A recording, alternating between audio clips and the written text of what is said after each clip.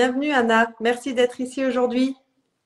Bonjour Chloé, c'est un plaisir aussi pour moi. Alors j'avais la curiosité de te découvrir ici. Donc moi c'est une amie qui fait une de tes formations qui m'a parlé de toi et je t'ai découverte par les capsules que tu as fait au Ho'oponopono. Et moi ce qui m'a beaucoup intéressée en fait, c'est déjà j'ai intégré ça dans ma pratique et j'ai trouvé ça très efficace, très rapide et super adapté. Et ce que j'ai aimé, c'était que en fait, c'était hyper pragmatique. Ça partait de ta situation personnelle à toi. Tu la mettais à découvert avec un outil pour moi qui m'apparaissait sur l'instant formidable. Alors voilà, comment ça t'est venu ça déjà de diffuser ces petites capsules, peut-être au Ho'oponopono sur Internet?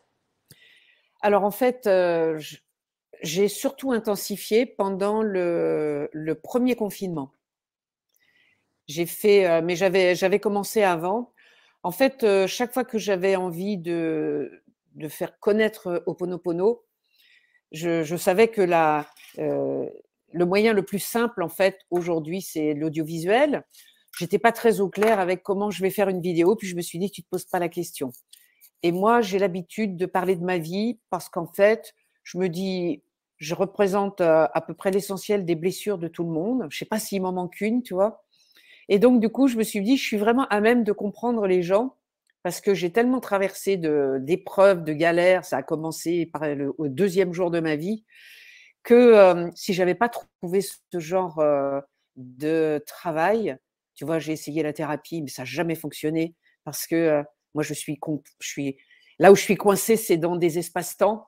Je ne me limite pas à cet espace-temps et c'est ça que j'aime bien avec Ho'oponopono, c'est qu'il va sur toutes les vies pour peu qu'on ait une idée de peut-être qu'on a parallèlement plein d'expériences en même temps. On n'a pas juste cette petite vie là qui fait qu'on est toutes les deux dans le même espace-temps. Et donc, je cherche des techniques multidimensionnelles, dont Ho'oponopono. Et pendant le confinement, j'ai senti que les gens ne comprenaient pas à quoi ils étaient confrontés. Ils avaient vraiment l'impression que tout d'un coup, la planète avait été hackée et que c'était juste le truc dont on ne se sortirait pas. Ils croyaient vraiment qu'il y avait un virus qui circulait. Bon, je ne veux pas dire qu'il n'y en a pas non plus. Mais voilà, moi, j'avais tout de suite l'intuition d'une autre réalité derrière et je me suis dit, faut que je les prévienne.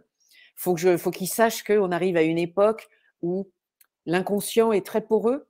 Le voile de l'oubli, chaque fois qu'on s'incarne, est très poreux aussi. Donc, il y a des tas de mémoires qui remontent. Et les gens étaient tellement submergés par ils ne savaient pas quoi faire avec. Je leur ai dit, bon, je vais quand même vous dire, il existe des techniques, dont une assez sympa et assez rapide. Et donc, tous les jours, pendant 63 jours, je crois, j'ai pris ce qui m'arrivait et j'ai démonté pour expliquer comment, avec les détails de la vie quotidienne, tu vois, pour pas faire un grand écart entre la vie spirituelle, les super stages, la communication non violente et la pleine conscience, comment est-ce qu'on se démerde avec une peur, avec un enfant, avec un parent, avec le compte en banque, le banquier, tu vois, c'est ça qui m'intéresse, quoi. C'est l'ashram dans la cuisine. Hmm. Donc voilà, Ho'oponopono répond pour moi à l'ashram dans la cuisine. C'est ici, c'est maintenant que ça se passe. Tout le monde est confiné. Il y a les mémoires qui remontent. On y va. Ouais, c'est ça. Moi, quand je l'ai expérimenté il y a quelques semaines, quelques mois, c'était pas il y a très longtemps. C'est vrai que j'ai trouvé ça hyper instantané. Alors, il faut quand même avoir comment dire, la gymnastique d'esprit de se dire, tiens, voilà une pensée que je n'ai pas envie d'alimenter. Boum, je m'arrête, focus, tiens. Et l'Ho'oponopono que tu pratiques, c'est pas se connecter à une gratitude, dire merci, envoyer de l'amour comme on peut faire de manière théorique. C'est, tiens, j'ai une peur, viens là, on s'assoit, on regarde, on va à l'intérieur et boum, boum, ça va dans l'inconscient. Et puis c'est parfois fulgurant, j'ai l'impression, et c'est réglé, hop, on passe à autre chose. Ouais, pour les petites mémoires, ça peut vraiment être fulgurant. Et c'est vrai que j'ai écrit un livre qui s'appelle Ho'oponopono, la face cachée, parce que j'en avais marre de lire des trucs dans lesquels je me reconnaissais pas. Donc moi, j'ai quand même suivi les enseignements de Haleakala Yulen, c'est-à-dire que je suis allée directement à la source quand même de ce Hawaïen qui transmet, enfin qui a transmis aux États-Unis. Et, euh, et je me disais, mais on ne parle pas de la même chose, on n'a pas rencontré le même mec, c'est pas possible, quoi. Et je me suis dit, bon, chacun sa planète. transmets ce que tu sais. Et donc, je me suis réveillée un matin avec l'info. OK, maintenant tu écris un bouquin, maintenant tu parles de Ho'oponopono. Parce qu'il y a des personnes qui sont connectées de nature. Ceci dit, les Américains aussi, ils ont un téléphone avec Dieu. OK, ils ont des conversations magnifiques avec l'esprit. Moi, j'en sais rien. Moi, je ne sais pas si c'est vrai. On est aussi dans une projection extérieure du monde subtil qu'on voudrait avoir et qui correspondrait à l'inverse de nos parents, par exemple. Tu vois, donc on crée sa propre spiritualité. Et je me suis dit, non, quand on est au cœur d'une mémoire et qu'on est en difficulté et qu'on a mal et qu'on a peur et qu'on est en transe parce qu'il vient de nous arriver un truc, se connecter au divin dans la gratitude, c'est juste pas possible. Donc, du coup, on va personnaliser la difficulté comme si c'était un enfant à l'intérieur, mais pas un enfant intérieur, un enfant à l'intérieur, un enfant mal aimé. Tu vois, un truc dont on veut pas, on le repousse comme nos frères, nos sœurs, nos parents peut-être nous ont repoussés et on veut pas entendre parler de ce truc, c'est trop souffrant. Et du coup, c'est comme si les mémoires étaient personnifiées par un petit enfant qui, voilà, qui spontanément va sortir une grosse connerie, un gros truc qui fout le bazar dans ta vie. Et la question, c'est est-ce que tu vas pouvoir l'aimer parce que c'est un petit enfant qui fout le bazar ou est-ce que tu vas prendre la cravache et tu vas te dire pourquoi j'ai fait ci, pourquoi j'ai fait ça, je suis nul, et l'autre, pourquoi il me fait chier. Voilà. Au lieu de s'en prendre dans le jugement à soi-même et à l'autre, tout d'un coup, c'est un petit enfant. Tu vois, c'est plus compliqué. Un petit enfant sur le trottoir de 2 ans qui pleure. D'abord, tu vas le ramasser, tu vas le prendre dans les bras, puis après, on va voir ce qu'on peut faire pour lui. Là, c'est un peu pareil. Il y a une mémoire, c'est l'horreur. Tu vas le ramasser, puis on va voir ce qu'on peut faire pour lui. Ouais, ce que j'aime beaucoup, en tout cas, c'est l'impression que ton approche me donne, mais peut-être c'est une impression erronée, je sais pas. Tu sais, il y a beaucoup, je trouve, en ce moment, dans le milieu spirituel, il y a du business dans le milieu spirituel et dans le développement personnel. Et le côté, je vois une blessure, je trouve, hein, après arrête-moi si tu n'es pas d'accord, mais qui a un petit côté, viens, je l'alimente, viens, je surenchéris, viens, je donne à travailler encore plus pour faire fleurir un petit peu le business.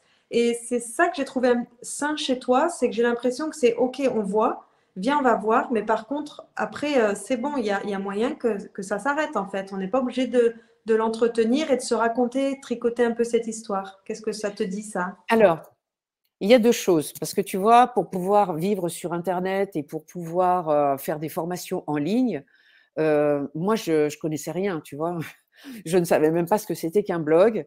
Il a fallu que je fasse une école de marketing spirituel et je voulais que ce soit quand même spirituel, mais en même temps, il fallait que ce soit marketing parce que spirituel, tu y arrives pas et marketing et donc tous ceux qui sont dans le marketing ont découvert que le développement personnel était une niche vachement florissante et donc c'est pas qu'ils y connaissent rien, je vais pas leur jeter la pierre, mais ils se disent tiens, la confiance en soi, tout le monde a besoin de booster la confiance en soi et voilà, je te balance la confiance en soi.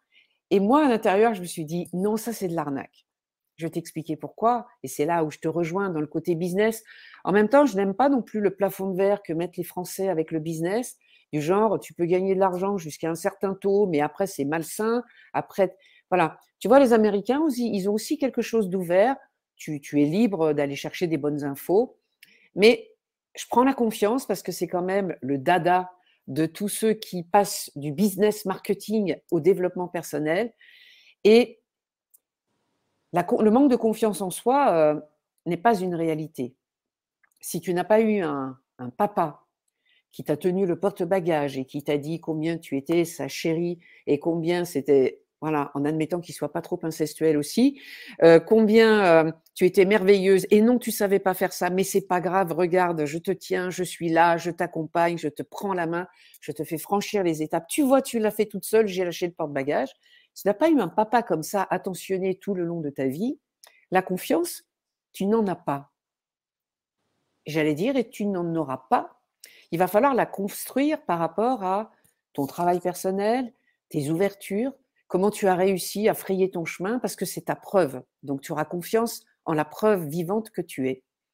Mais si jamais tu as vraiment vécu des choses difficiles dans ton enfance, c'est-à-dire un papa pas présent, une mère à l'ouest, et que il n'y a pas eu toute cette attention, il y a un âge où tu ne peux pas remettre tes parents en question.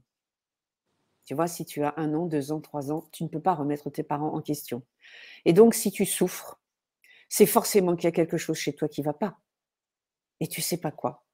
Et donc, parce que tu crois que quelque chose ne va pas, parce que tu ne sais pas que tu pourrais remettre en question l'amour de tes parents, eh bien, tu te dégommes toi-même parce que tu ne sais pas faire autrement, biologiquement, cérébralement.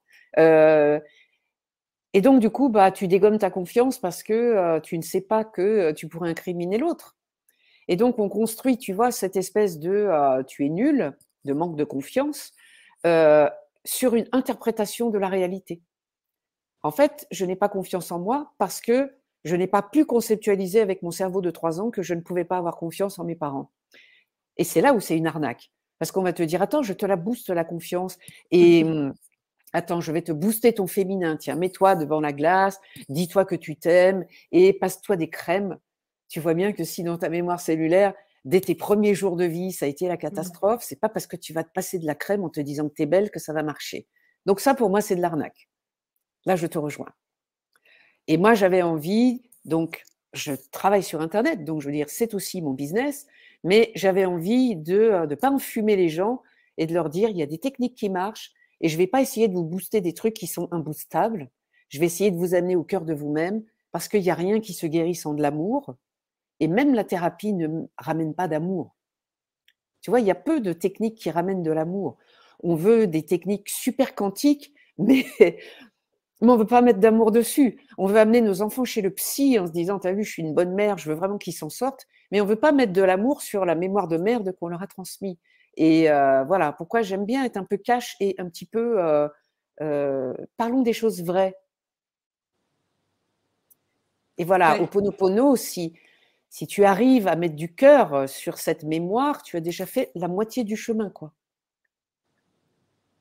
Est-ce que tu penses que, tu sais, j'ai l'impression que j'ai un petit garçon qui a 3 ans et tu sais, avec toute la bienveillance et la conscience que je peux avoir, salut mon ego spirituel qui rentre en jeu. Mais tu sais, les parents, on veut tous bien faire, on veut tous surtout ne pas reproduire les blessures qu'on a eues, etc.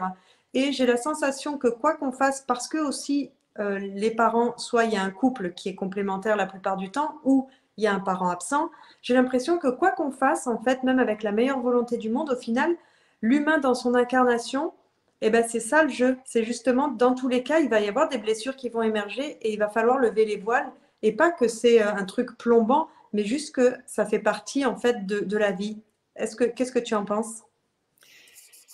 Je pense effectivement que ça fait partie de la vie. Il y a il y a plusieurs cas. Euh, si tu veux, il y a plusieurs types d'humains. Il y a des humains qu'on appelle des avatars, comme par exemple Amma, cette sainte indienne, tu sais, qui fait des Mm. darshan. Elle a une coquille humaine, mais à l'intérieur, il n'y a que du divin.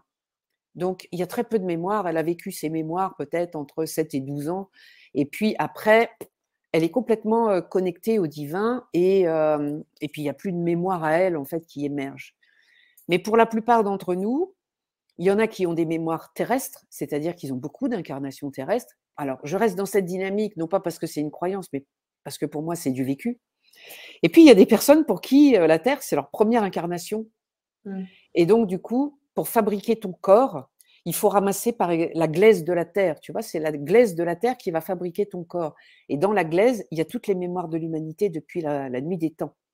Et donc, le fait d'avoir un corps te ramène avec les mémoires de l'humanité. En plus, souvent, il y a tes mémoires transgénérationnelles de ta famille, il y a tes mémoires karmiques. Et donc, tout ce paquet de mémoires fait que quand on vient sur Terre, on vient se confronter aux mémoires, pas que, hein, on vient se confronter à l'ombre. C'est vachement important d'en parler aujourd'hui parce que si tu veux, l'ombre, elle est tellement dehors, elle est tellement dans les gouvernements que on est obligé de comprendre que c'est une réalité sur Terre. L'ombre et les mémoires, tu vois, ça fait partie du même travail. Le but, c'est de les éclairer. Et quand tu as un enfant de 3 ans, eh bien, tu vas retraverser tes mémoires de 3 ans, de tout ce dont tu ne te souviens pas. Alors, si tu as vécu des souffrances, tu vas essayer de faire en sorte que ton fils n'en ait pas. Mais du coup, tu vas en créer de nouvelles. Ben oui. Je viens de, Je viens d'avoir une consultation avec une femme qui s'inquiète encore pour son fils de 50 ans, parce qu'il est un peu encore à ses crochets et que, bah, si tu veux, elle a essayé de tout donner à son fils qui la maltraite. Et quand il la maltraite au téléphone en lui disant qu'elle n'est pas ci, qu'elle n'est pas ça, qu'elle n'est pas généreuse, qu'elle n'est pas ça, je lui pose la question magique. Je lui dis, mais tu connais pas ça déjà? Tu vois, c'est la question magique qui va avec Ho'oponopono. C'est pas quelque chose que tu connais, ça? Elle me dit, bah si, ma mère est comme ça. Alors, si tu veux, sa mère ou son père a passé son temps, quand elle était enfant, à la pourrir. Et puis elle a essayé de tout donner à son fils pour être la meilleure mère du monde. Et son fils l'a pourri. C'est-à-dire que comme la mémoire de critique n'a pas été nettoyée, c'est son fils qui maintenant prend le rôle de la mère et qui la critique. Et donc, bien qu'elle ait tout fait, eh bien, la mémoire est toujours là. Le fils n'a profité de rien parce qu'en fait, derrière son désir de bien faire étaient accrochées toutes ses souffrances. Elle les a transmises au fils, elle a transmis les mémoires et il n'y a rien qui bouge. Donc, quoi que tu fasses, ton fils de 3 ans a aussi ses mémoires. Et il porte aussi les mémoires de son père que son père n'a pas travaillé. Donc, tu vas utiliser tout ce que ton fils te renvoie pour te dire « Ah, je ne savais pas que j'avais cette mémoire-là. Ah, bah, je ne savais pas que j'avais celle-là non plus. » Donc, tu ne pourras jamais être une mère parfaite puisque le but des relations, c'est de faire émerger les zones d'ombre où il n'y a pas d'amour. Et c'est la définition même de Ho'oponopono. Rectifier là où il n'y a pas d'amour. Et du coup, c'est ce que parce que oui, moi je suis persuadée que l'inconscient ou peu importe la machine en route qui fait que ben, les autres et l'extérieur sont le miroir en fait qui sont faits pour que nous on se pose la question, ben, comme tu viens de le dire, qu'est-ce qui pousse à l'intérieur qui a à être vu à l'intérieur? Est-ce que tu penses que les événements mondiaux qui sont en cours en ce moment, ou ne serait-ce que les interactions, toutes les interactions qu'on a au quotidien, eh ben, ont cette vocation-là de pousser, pousser, pousser pour que l'humain regarde enfin à l'intérieur ce que ça fait résonner. Ok. Bon, c'est beaucoup de questions en même temps. Donc, on va prendre la question de ce qui se passe dans le monde. Donc, si tu veux, ce qui se passe dans le monde est l'apparition visible du jeu de l'ombre avec un grand O. Qu'est-ce que c'est que l'ombre? Bah, tu regardes sur ta terrasse, c'est que tu as une chaise avec 4 pattes. L'ombre, c'est les 4 pattes de ta terrasse, de ta chaise sur la terrasse. Donc, si tu veux, l'ombre, c'est juste la matérialisation de la lumière qui, sur Terre, touche un objet ou un être. Donc, c'est quand même intéressant de savoir que ce n'est pas une erreur, ce n'est pas une catastrophe, c'est juste que cette planète merveilleuse est aussi la planète de l'ombre et que, voilà, il existe d'autres galaxies où s'il y a 2 soleils, il n'y a pas d'ombre, hein. Là, c'est parce qu'il n'y a qu'un seul soleil qui a de l'ombre. Et donc, du coup, une fois qu'on a compris que c'est la lumière qui crée l'ombre, le jour où il n'y a pas de soleil, il n'y a pas d'ombre. Tu vois, donc tout d'un coup, on s'aperçoit que l'ombre ambiante est comme un gros amplificateur qui vient amplifier les ombres qui sont à l'intérieur de nous, sinon on aurait peut-être mis 15 ou 20 ans avant de les voir. Il aurait peut-être fallu que tu attendes que ton fils ait 18 ans pour avoir une mémoire. Là, grâce à l'ombre dehors, tout d'un coup, tu vas les voir apparaître très très vite. Et en ce moment, il y en a beaucoup. Donc, au niveau spirituel, on est vraiment, au départ, on est une pure lumière qui prend corps, enfin, qui prend chair, sans jeu de mots, hein, CHIR, et avec toutes les mémoires de la Terre. Et on s'est mis un pari fou quand même, qui était que la pure lumière qu'on est allait réussir à transmuter toutes les mémoires qu'on a dans nos valises et dans nos corps et dans la société et dans nos familles. Bon, je pense qu'on a été un peu gourmand quand même, parce qu'aujourd'hui, on mesure que faut la tenir, la route. Mais cette pure lumière, à partir du moment où elle prend un corps, elle arrive sur une terre où la pure lumière matérialise les ombres. Donc, les ombres que l'on vit dehors ne sont que la projection, en fait, de toutes ces zones où il n'y a pas de lumière et qui ne sont pas forcément des aspects de nous, c'est les mémoires qu'on porte. Tu vois, on fait bien la distinction avec. C'est pour ça qu'on ne cherche pas à booster la confiance. On a juste à avoir confiance dans le fait de savoir nettoyer des mémoires. Et ça va suffire. On n'a pas besoin d'avoir confiance en moi. Il suffit que j'ai confiance. Et l'idée, tu vois, c'est un petit peu comme si on est cette pure lumière dans ce coffre un peu opaque qui est le coffre de notre corps et de nos mémoires, eh bien, imagine que moi, comme je suis sur Internet, tous les jours, les robots de Google vont scanner tout ce qui s'est écrit sur le web pour pouvoir en faire des pages, des référencements et tout. Bah, c'est un peu la même chose. Tous les jours, le gros robot Google te traverse, regarde toutes les ondes qui sont à l'intérieur de toi, te le projette sur le mur et ça va se matérialiser sous forme de ton problème d'argent, ta voisine, ton père, ta mère, ton chat, ton chien, ton fils. Et ils ne vont répondre qu'à la programmation que le robot vient de faire en projetant ton ombre et en la matérialisant dans une relation avec quelqu'un ou un objet. Une fois que tu comprends que tout ce que tu as autour de toi est la matérialisation en 3D sous forme de relation de tes ombres, tu te détends. Il ne peut rien t'arriver de méchant puisque c'est qu'un truc qui est à l'intérieur.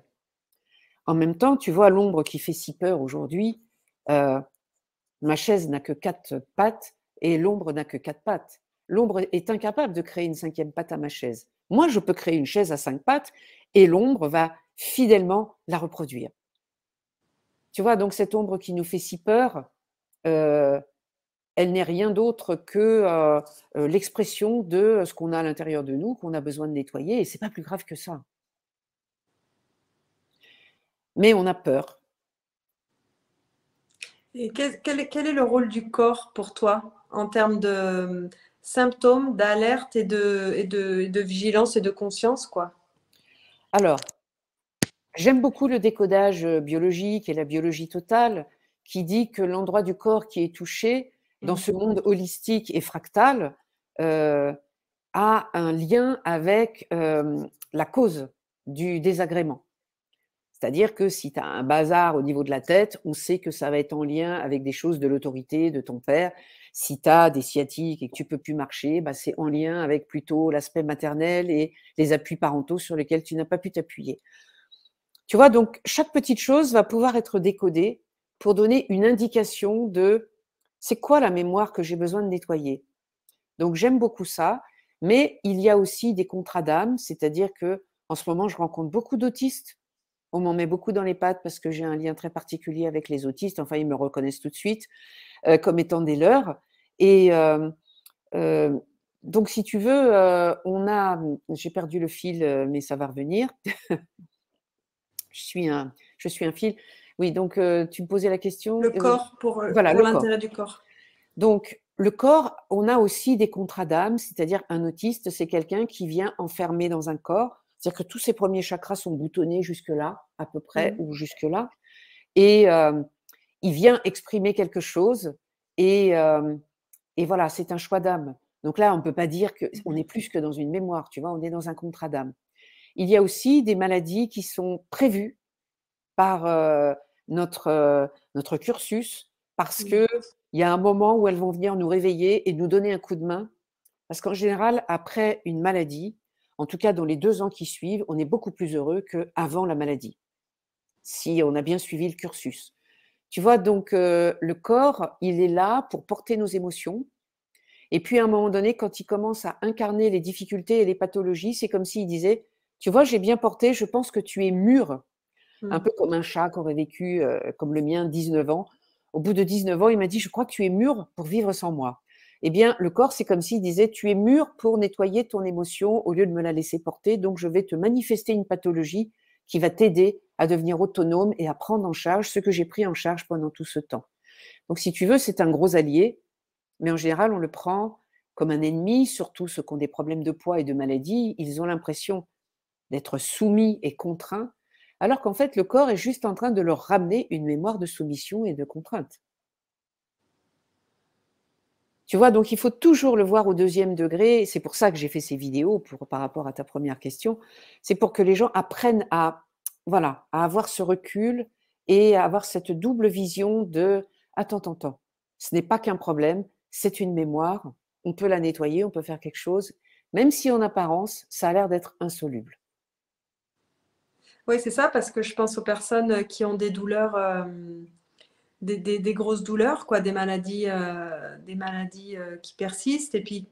Et puis parfois, je rencontre des gens qui ont beaucoup de conscience, tu vois, pour se dire, bah, justement, ok, j'accueille, je suis avec toi, je me connecte à la douleur, je reste avec. Et puis, ben, c'est décourageant, c'est dur, quoi, parce que c'est douloureux, parce que ça dure dans le Ça temps. met dans la survie et a Mm, priori, ça éloigne de l'amour. Je veux dire, on est tellement occupé à souffrir, mais mm, en même temps, quand on est occupé à souffrir, on est occupé à résister à la souffrance et à la douleur. Tu vois, un enfant, à qui on fait mal, il va se mettre à pleurer. Ce qui fait que 5 minutes après, il peut faire autre chose. Un adulte, il va pas se mettre à pleurer. Il va résister à la souffrance parce que c'est tellement insupportable. Et si tu veux, ça va durer 6 ans au lieu de durer 3 heures. Et il y a aussi dans le décodage biologique des choses qui ont été mal comprises, du genre, il y a quelque chose qui va pas, ton corps incarne un conflit, résous le conflit, ton corps ira mm, mieux. Il y a un grand décodeur qui s'appelle Yannick Vérité qui a raconté il y a pas mm, longtemps une histoire merveilleuse parce que tous ses potes lui disaient: «Mais tu te rends compte, tu as une péritonite», je sais plus si c'est ça, «tu es à mm, l'hôpital, qu'est-ce que tu as pas fait? Qu'est-ce que tu as pas vu?» et lui, il disait: «Je sais pas, il y a un gros noir qui dort à côté de moi, il me raconte des histoires avec son frère». Jusqu'à ce que je me dise: «Mais attends, mais moi aussi, j'ai pas réglé la mémoire avec mon frère». En fait, il a une péritonite pour pouvoir entendre le message du gars qui avait le lit à côté de lui. Donc il fallait pas décoder la péritonite, il fallait décoder la synchronicité qui fait qu'il sera plus heureux après avoir eu la péritonite, mm. parce qu'il va régler la mémoire avec son frère. Tu vois? Donc c'est subtil et on peut pas y aller non plus comme, un éléphant dans un magasin de porcelaine avec le corps. C'est super délicat. Mm. Parce qu'il y a de la souffrance, faut pas injecter de la culpabilité, faut pas injecter du faux espoir dans résous ton conflit et ça va aller mieux. Tu vois, ce sont des grands mystères qui t'accompagnent et comme voilà, une pathologie, elle va t'accompagner un certain temps. Moi, j'ai eu des insomnies pendant 50 ans, donc je sais ce que c'est qu'une pathologie qui accompagne. Parce que c'est ça qui va te forger, voilà. C'est comme ça que j'ai appris à analyser mes rêves, à travailler dans les autres dimensions. J'avais que ça à faire, je dormais pas. Donc il y a toujours un aspect, sur quoi ça t'ouvre d'avoir cette maladie? Est-ce que tu as accès, toi, quand tu suis quelqu'un qui a des dossiers ou des mémoires à nettoyer ou à vivre, est-ce que tu as accès, toi, par exemple, à des informations sur son entre-deux-vie, sur le contrat d'âme qui a été passé, et est-ce que tu les divulgues forcément? Alors, si on me les donne, je les divulgue. Ok. Parce qu'à partir du moment où j'ai accès, c'est que la personne a besoin de l'entendre. Mm. Donc je ne vais pas, fouiner pour essayer de trouver, mais je vais aussi, de façon consciente ou inconsciente, dans mon discours, il va y avoir les mots comme des petits ciseaux qui coupent, tu vois? Et qui vont permettre en plus, dans chaque consultation, je vais proposer une prière qui va permettre, à la personne, en fait, d'appeler l'information. Parce qu'on a toujours l'impression qu'il y a des gens qui ont les informations et d'autres qui les ont pas. C'est pas tout à fait vrai. Avec Ho'oponopono, vraiment quand on travaille sur une mémoire et qu'on ne connaît pas la cause de la mémoire ni, l'information où ça s'est déclenché, le fait de le travailler peut ramener l'information. Tu vois, ça se fait en cours de route, s'il y a nécessité, si c'est le moment et si c'est utile. Mais oui, bien sûr, en général, la vie me donne des insights, et quand j'en ai, je les donne. Mais oui, je peux avoir accès à d'autres vies. D'ailleurs, souvent, c'est ce qui explique j'ai accès à ça si ça détend la personne. Mm. Si ça la stresse et que ça ramène de la confusion, ça servirait à rien. Et moi, j'ai la faculté d'analyser vraiment quand je reçois une information vibratoirement, je vois tout de suite si ça va apaiser la personne ou si ça va la stresser. Donc, tu vois, au cas où il y aurait une info qui stresse, j'ai encore ce filtre de la lui envoyer que dans le but de la calmer. Est-ce que tu peux juste développer comment est-ce que tu perçois cette information? C'est-à-dire que l'information, bon, tu la vois. Parce que par exemple, j'écoutais, je ne sais pas si tu le connais, Franck Lobvet, qui Oui, expliquait que lui, c'était par des ressentis physiques. Et je suis curieuse de savoir parce que la question vient aussi, je pars du principe que si on est connecté à des moments avec des personnes et qu'on a des ressentis ou des choses qui émerge sur la personne, je pense que la conscience est assez mûre pour l'entendre. Néanmoins, je me pose toujours un peu la question de est-ce qu'il est prêt ou pas à l'entendre? Comment ça se En matérialise, toi? général, voilà, si tu as nettoyé toutes tes mémoires de violence verbale, si tu as nettoyé toutes les maltraitances que tu as subies, a priori, au moment où tu le sors, ça ne devrait pas être violent ni maltraitant. Mais si tu n'as pas vu tout ça chez toi, ça peut l'être. Il y a des mémoires dans le corps, c'est-à-dire que tout d'un coup, il y a quelque chose qui se serre. Tu sais que c'est peut-être en lien avec toi, mais c'est certainement en lien avec la personne. Et avec Ho'oponopono, en tant que thérapeute, on considère qu'on partage les mémoires avec nos clients.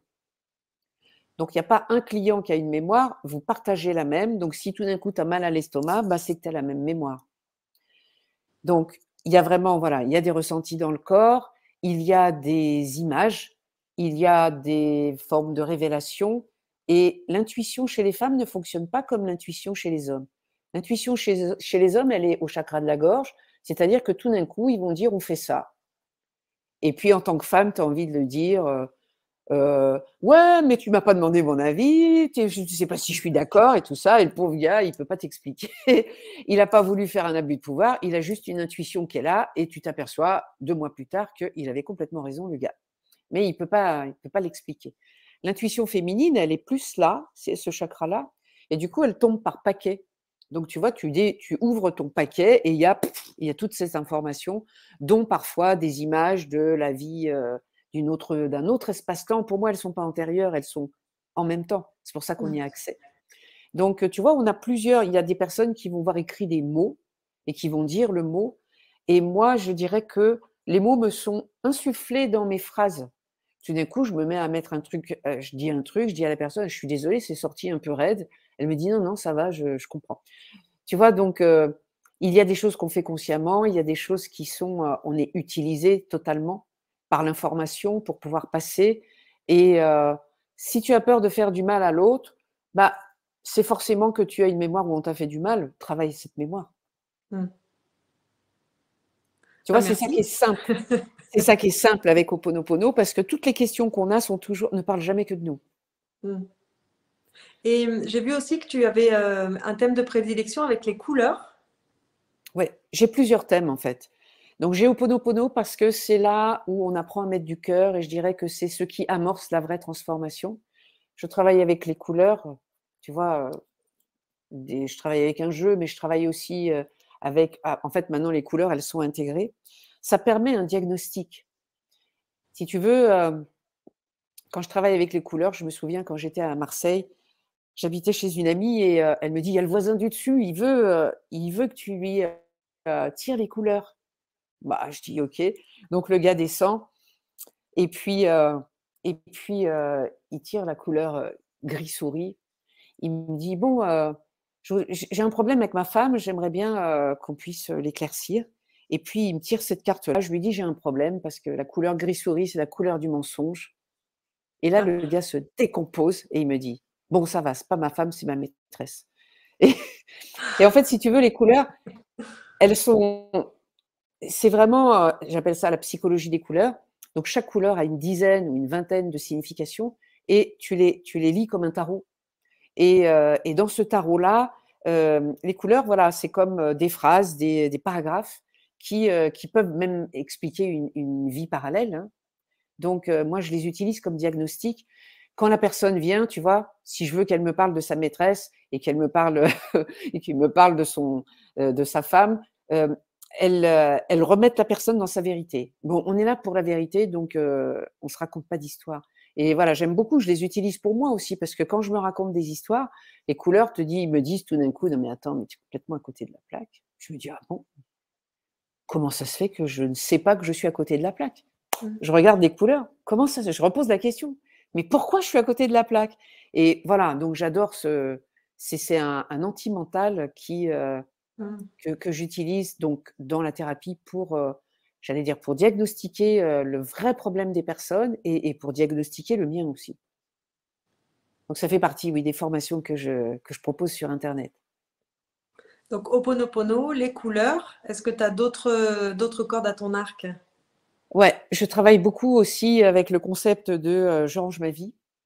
Et je range ma vie, c'est si tu ne veux pas faire de thérapie, si tu as peur des psys et si tu crois que ça va être trop dangereux d'aller te faire ouvrir la tête et lobotomiser, revenir en kit et ne plus jamais être capable de te remettre sur pied, ce qui était mon cas quand j'étais jeune, eh bien, j'apprends aux gens à ranger leur espace intérieur jusqu'à ce qu'ils tombent sur un nœud émotionnel de pourquoi ils ne peuvent pas se séparer de cet objet, pourquoi ils ont 10 000 livres à la maison, pourquoi il y a les papiers qui ne peuvent pas être rangés et pourquoi il y a le truc qui doit être fixé depuis 6 mois qui ne bouge pas. Et voilà, je leur apprends petit à petit à mettre en place un système pour nettoyer la maison au niveau énergétique, pour la nettoyer aussi au niveau du surplus d'informations sous forme de matière. Et on utilise la matière pour aller chercher les mémoires. Donc, tu vois, j'ai plusieurs. Tout va toujours dans le même sens, en fait. C'est comment est-ce qu'on va pouvoir libérer les personnes de leur mémoire. Et j'en ai une sur la nourriture aussi, pour pouvoir sortir des glucides, du sucre, de l'insuline et de tous les pics énergétiques liés à la digestion. Et voilà, donc tous les outils que j'ai utilisés et qui fonctionnent, voilà, je les transmets et voilà, c'est vrai que dès qu'il y a une personne qui commence à rentrer et à tester un truc et voir que l'outil fonctionne, tout d'un coup, elle se dit: «Ah mais je peux changer mon rapport à la nourriture. Ah mais je peux changer mon rapport aux objets. Ah mais je peux changer», voilà. Et petit à petit, tu vois, il y a des lumières qui s'ouvrent et moi, avant de pouvoir imaginer que je pouvais changer mon rapport à la nourriture, il m'a fallu, pareil, 50 ans, quoi. Et tout d'un coup, je me suis dit: «Mais c'est une mémoire! Je peux la travailler». Donc tu vois, tous les sujets où on a l'impression qu'on est coincé à vie avec des trucs, petit à petit, ça s'ouvre et on se dit: «Ah non, mais c'est qu'une mémoire ça».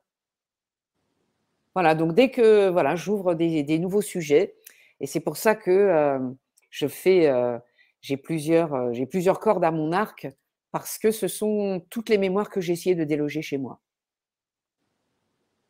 Eh ben, bravo, good job, hein. Et comment ça t'est venu, si on peut revenir sur le début de ton parcours? Est-ce que tu as eu, est-ce que tu as été très, très consciente depuis que tu es petite, ou est-ce que tu as fait d'autres métiers avant et un jour il y a eu un élément déclencheur? Enfin, si tu veux nous en Alors parler. ouais, malheureusement, j'étais déjà consciente quand j'étais petite. Je pense que j'étais même consciente dans ma vie intra-utérine.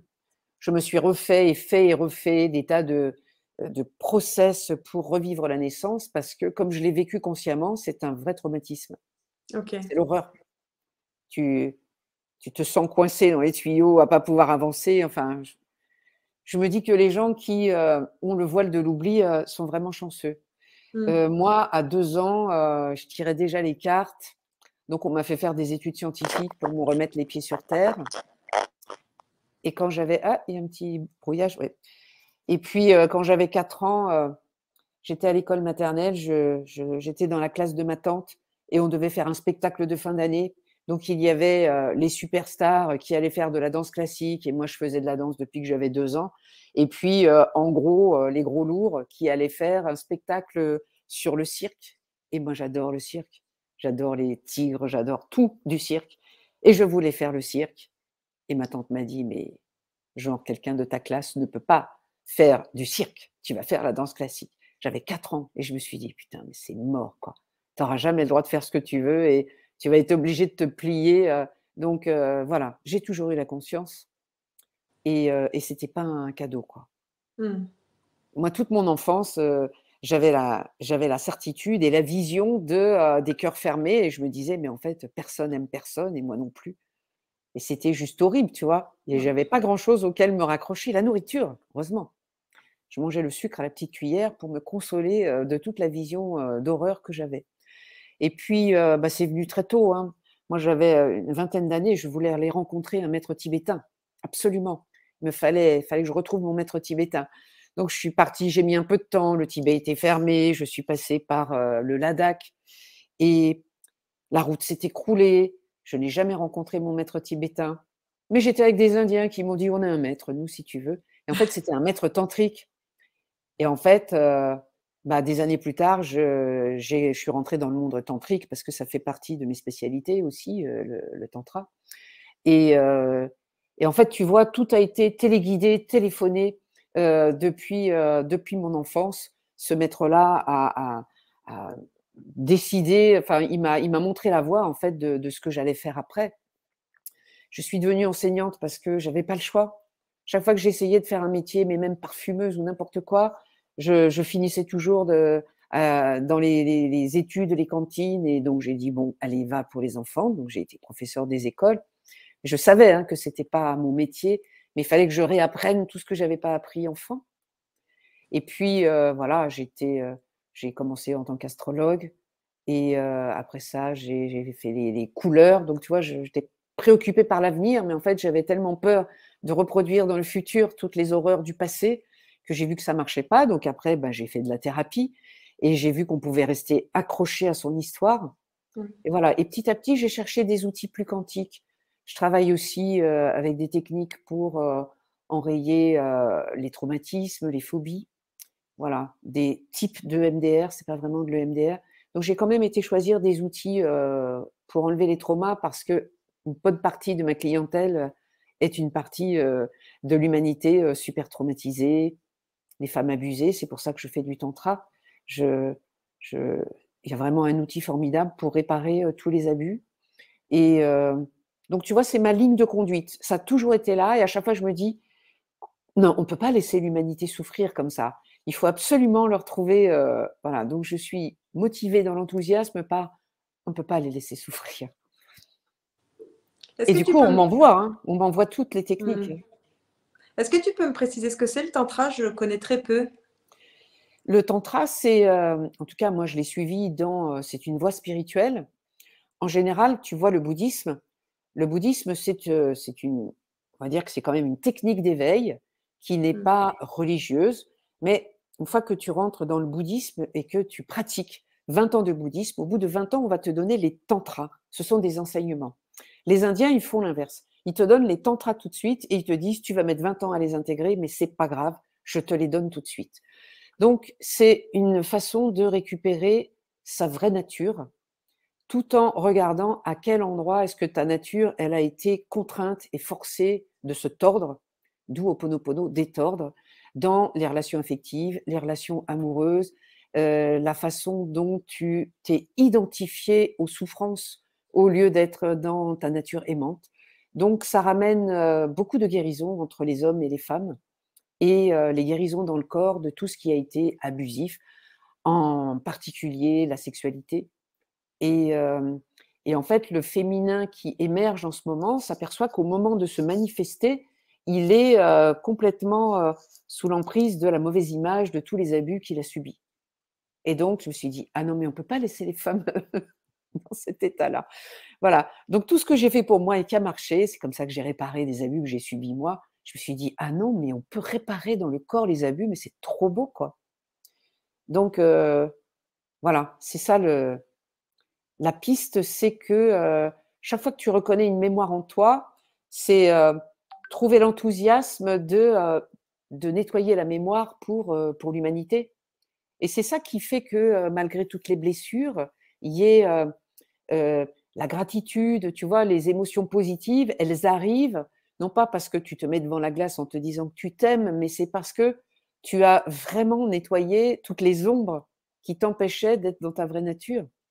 Donc voilà, les tantras, ce sont des enseignements pour aller vers l'éveil, mais qui permettent, en tout cas tel que c'est vécu en Europe, de nettoyer tous les bazars entre les hommes et les femmes, et surtout les femmes entre elles, tu vois, toute la sororité qui a été perdue, et le rapport à son corps.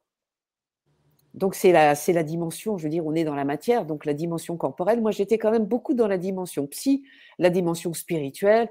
Allez, on va chercher les autres vies. Moi, je prends ma caméra, j'amène la personne sur les lieux de son existence, on regarde où c'est coincé. C'est passionnant, hein.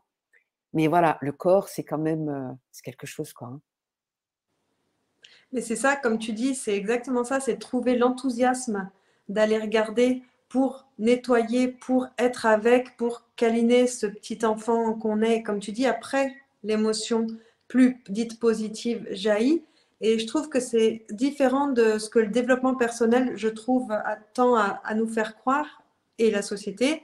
C'est-à-dire qu'il faudrait être optimiste, il faudrait être la meilleure version de soi-même. Et en fait, il suffit juste de s'accueillir, de s'accepter, ben, même s'il n'y a que du dark au début, pour qu'après, en cerise sur le gâteau, il y ait l'émotion positive, enfin jugée positive. Elle va se révéler d'elle-même. Et c'est vrai que je dirais que moi, si je devais résumer mon travail, ce serait l'amour de l'ombre. Mm. Et je pense que c'est la seule arme qu'on va pouvoir utiliser aujourd'hui avec ce qui se passe. Donc, l'amour de l'ombre, c'est un peu comme quand on range sa vie. Au début, c'est difficile. Tu vois, on n'a pas envie, de ranger, on n'a pas envie de nettoyer, on n'a pas envie de jeter. Mais j'enseignerais vraiment la possibilité d'utiliser cette technique pour ramener de la dopamine dans le cerveau. Mm. Dès que tu as la dopamine dans le cerveau, tu vas ranger pour avoir ta dose de dopamine. Mais je dirais que l'amour de l'ombre, ça fait pareil. Au début, c'est un peu pénible, on pense qu'on va être noyé dedans, qu'on va crouler sous l'ombre, et puis petit à petit, on s'aperçoit que, ouais, il y a une forme de dopamine dans partir à la quête des ombres et comment, voilà, c'est quand même, c'est Sherlock Holmes, hein, comment on va mettre de Mm. l'amour là-dessus? Comment on va mettre de l'amour sur cette horreur? C'est un koan. Tu sais ce que c'est un koan? C'est une espèce Non. de phrase euh, euh, qu'ont les bouddhistes. Et voilà, c'est le genre de phrase comment fait-on pour applaudir d'une main? Ou Mm. est-ce que c'est le drapeau ou est-ce que c'est le vent qui flotte? Enfin voilà, ce sont des trucs où tu peux pas réfléchir avec ta tête, quoi. Bon, bah là, c'est pareil. Tu peux pas, tu peux pas réfléchir avec ta tête. Tu pars en quête de la mémoire. Tu sais pas ce que c'est. Tu sais que tu vas tomber sur des horreurs. Et il y a un truc qui dit, tu vois, c'est comme un Tibétain à Auschwitz. Tout d'un coup, il va trouver dans son cœur la possibilité d'englober Mm. Auschwitz. Là, c'est ça. J'ai une copine qui y est allée il y a pas longtemps. J'ai dit, ramène-moi des photos. J'utilise souvent cette image de comment est-ce qu'on va faire pour aimer Auschwitz. Montre-le-moi, je vais voir si je suis capable de faire ça. Donc, bah, c'est un peu ça le travail sur soi. Et le développement personnel, c'est un peu de la pensée unique, la pensée positive. Et je suis pas contre, mais il faut qu'elle vienne spontanément. Moi, aujourd'hui, je suis joyeuse, mais parce que j'ai osé être dark, quoi. Mm. J'ai laissé le dark au maximum jusqu'à ce que la joie explose malgré moi. Et là, du coup, je sais que c'est de la vraie. Ouais, c'est pas facile, je trouve. Bon, moi, je suis une femme, mais je trouve que c'est pas facile pour les femmes parce que bah, culturellement, on nous a quand même cantonné à être belle, à être polie, et puis à tenir la maison, à être une femme au foyer, etc. Et en plus, on doit avoir une carrière, etc., etc. Et ça s'est un petit peu entassé, je trouve. Et puis maintenant, en fait, c'est non, mais en fait, on revient à l'essentiel et soit déjà, soyons nous-mêmes, et puis c'est déjà pas mal, quoi. Voilà, moi j'ai eu la chance de ne pas être cette femme-là et donc du coup, je suis pas rentrée dans les critères. Voilà, je me sentais à moitié autiste et hypersensible, haut potentiel et tout ça. Je savais pas quoi faire avec ça, juste à part vivre l'horreur et en fait, du coup, ne pas avoir suivi, le la voie de la femme m'a permis, tu vois, d'aller, j'ai pas eu besoin de casser l'image, elle était déjà cassée.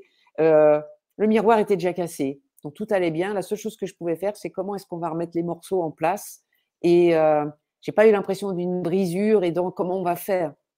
Tu vois, moi, le jouet, il était cassé, j'avais 2 ans, le jouet était déjà cassé, hein.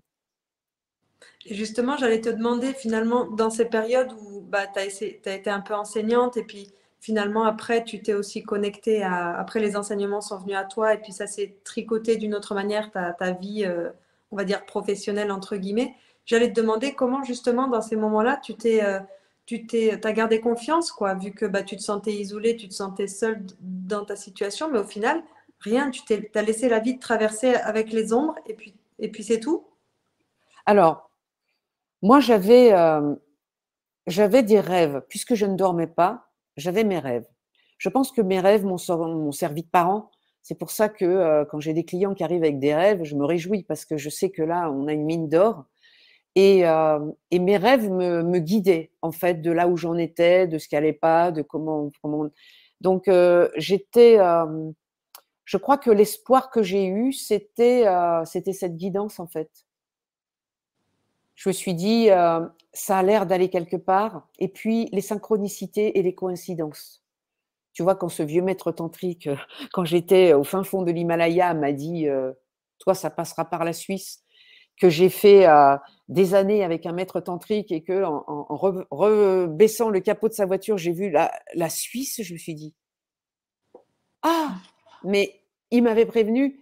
Et si tu veux, j'ai l'impression depuis longtemps que je joue avec l'univers. C'est-à-dire, j'avance un pion, je lui dis, tu fais quoi si j'avance ce pion?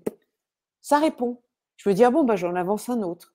Puis là, je lui dis, ouais, mais là, tu vois, il y a de la souffrance, comment on fait pour soigner ça? Hop, j'avance un pion. Et l'univers m'envoie une technique et je me dis, bah, je joue en fait. Ok, il n'y avait pas d'humain. Moi, dans ma vie, il n'y avait pas d'humain, mais vraiment quoi. Donc, j'ai été obligée de me connecter avec qui joue avec moi. Et comme ça avait l'air de répondre, je pense que j'ai gardé une forme de foi. Voilà, une forme. C'est pour ça que quand au Ho'oponopono, on me disait connecte-toi au divin, je me disais non mais attendez les gars, mais déjà pour avoir une forme de foi, mais tu sais ce que ça m'a coûté moi pour avoir cette forme de foi. Donc voilà. Et beaucoup de personnes qui viennent à moi, particulièrement des femmes, elles ont aussi beaucoup traversé l'ombre. Et tout d'un coup, quand je lui dis non mais ça va, calmez-vous les filles, c'est juste l'ombre quoi. J'ai une petite lampe torche, l'ombre, ça va. Elle va pas créer la 5e patte à la chaise, on va y arriver. Et du coup, ça détend. Tu vois, j'ai cette espèce de force, en fait, de ce qui ne tue pas rend plus fort. Donc, je pense que ça a été ça. Donc, voilà pourquoi il y a eu cette petite lumière-là. C'est pas le divin, c'est l'impression de jouer avec quelqu'un. Donc, c'est les synchronicités. Un jour, je me suis dit, bon, ils sont tous avec leurs anges. Ok, pourquoi pas. Allez, va, c'est un peu roudoudou, mais allez. Ok, donc j'ai avancé un pion. J'ai dit, bon, alors, les anges, c'est une connerie ou ça marche, c'est quoi? Et en fait, pendant une semaine, mais j'allais chez mon dentiste, en dessous, c'était Monsieur Ange, il y avait une nana avec des ailes dans le dos dans la rue, je me disais, ça va, j'ai compris. Ok, c'est pas que de la connerie, on peut s'amuser avec ça. Je suis aussi maître Reiki et j'en parle pas sur mon blog parce que les gens qui font du Reiki se prennent souvent pour des grands guérisseurs. Et moi, le Reiki, ce que j'ai adoré, c'est que j'étais tellement emboucanée dans mon ombre que j'avais l'impression que quand je jouais, je perdais tout le temps, ce qui était vrai, hein. Donc le loto, la loterie, les machins. Et un jour, quand j'étais à l'école maternelle, justement, il y avait la loterie de l'école maternelle. Je me suis dit, bon, allez, je joue. Et je venais de faire ma formation de Reiki. Et j'achète des tickets et puis je fais un super Reiki. Je me dis, ah oui, non, mais c'était que des cadeaux pour enfants, ça m'intéresse pas. Ah, il y a des bouquets de fleurs, ça m'intéresserait, tiens, un petit bouquet de fleurs. Et puis finalement, il y a tous les lots qui sont sortis. Il n'y avait pas mes tickets, ils étaient perdants. J'ai dit, tu vois, c'est toujours la même merde et tout. Et la directrice, elle a dit, on est au mois de juin, c'est samedi. Lundi, quand on va revenir, tous les bouquets seront fanés. Je propose qu'on donne un bouquet à chaque instit. Et là, je me suis dit, oh non. Non seulement on me donne ce que j'ai demandé, mais en plus, j'ai même pas besoin d'acheter les tickets. Donc, tu vois, moi, j'étais pas du tout dans je suis connectée avec Dieu, hein. Il fallait vraiment que ça insiste beaucoup. Donc, tu vois, j'avance des pions dans mon dark, j'avançais des pions, et puis il y avait des petits machins lumineux qui me répondaient quand même. Donc, bah, fais ci, fais ça. Et voilà, tu vois, c'est le message d'espoir de vous inquiétez pas de l'ombre, quoi. On va traverser comme on a toujours fait, hein. Il y a juste à se laisser aller, laisser la vie nous traverser, en fait. Ouais, nettoyer les ombres, hein, quand même. Mm. Nettoyer les ombres.